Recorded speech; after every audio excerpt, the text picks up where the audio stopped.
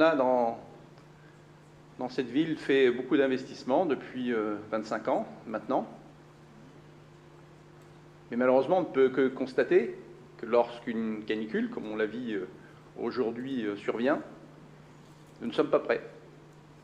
Un certain nombre d'écoles n'ont pas les équipements qui permettraient de continuer à pouvoir faire cours.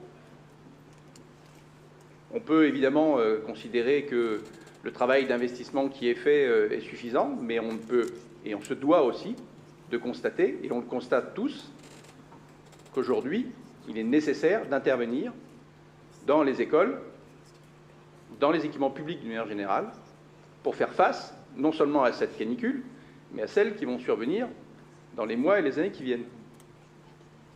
Et donc aujourd'hui, lorsqu'on réclame ce que moi je vais appeler un plan d'urgence canicule, quand on réclame ça, on le réclame pour les élèves, pour leurs professeurs, pour le bien-être des familles. Il n'y a rien de choquant à ça.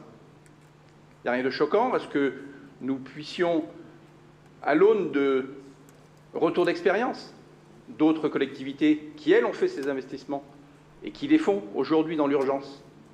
Quand on regarde un petit peu, quand on cherche un petit peu ce qui se passe dans d'autres communes, on s'aperçoit qu'il faut en moyenne entre 20 000 et 100 000 euros par école pour pouvoir régler de manière durable, mais avec des investissements qui se font en quelques semaines, mois, en tout cas dans la prochaine année, on est en capacité de pouvoir aller, école par école, faire les investissements nécessaires, peu coûteux globalement pour la collectivité, mais peu coûteux par école, pour pouvoir réduire fortement les températures dans les écoles.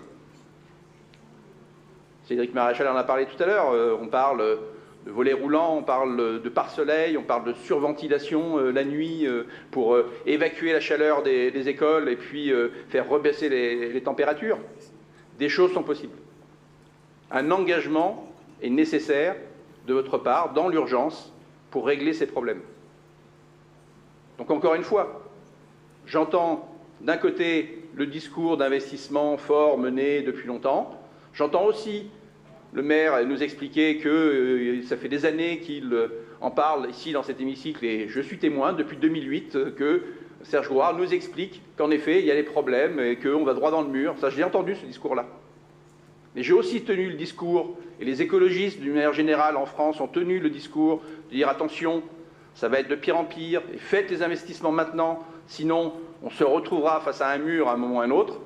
Je constate aujourd'hui que nous sommes face à ce mur, et je vous demande, en responsabilité, de faire les investissements nécessaires, 3, 4 millions peut-être, pour la ville, parce qu'un certain nombre de choses ont déjà été faites, mais faites ces investissements pour les familles, pour les Orléanais, dans l'année qui vient. Merci.